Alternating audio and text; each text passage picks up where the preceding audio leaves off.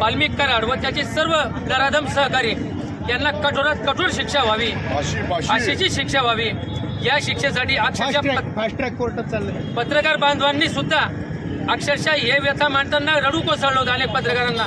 अशा पद्धतीने पत्रकार बांधवांनी कायम हा विषय जागृत ठेवण्याचा प्रयत्न केला, जनतेला जागृत करण्याचा प्रयत्न केला व आता आम्ही आज पुतळा दहन केलंय, पण त्याला फाशी न झाल्यास यापेक्षा तीव्र आंदोलन युवा सेना व शिवसेनेतर्फे पुन्हा छेडण्यात येईल अशी आम्ही ग्वाही देतो।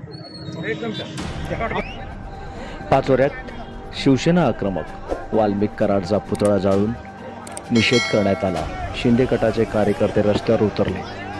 संतोष देशमुख यांच्या हत्येनंतर सोमवारी काही छायाचित्रे सोशल मीडियावर प्रसारित झाले।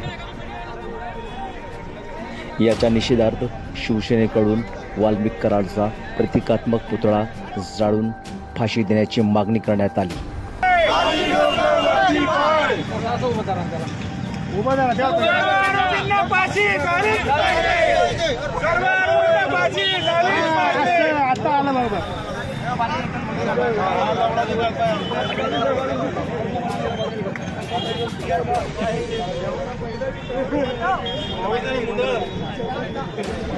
एक लिटर 8 लिटर पेट्रोलला येतात तर काय फरक पडेल?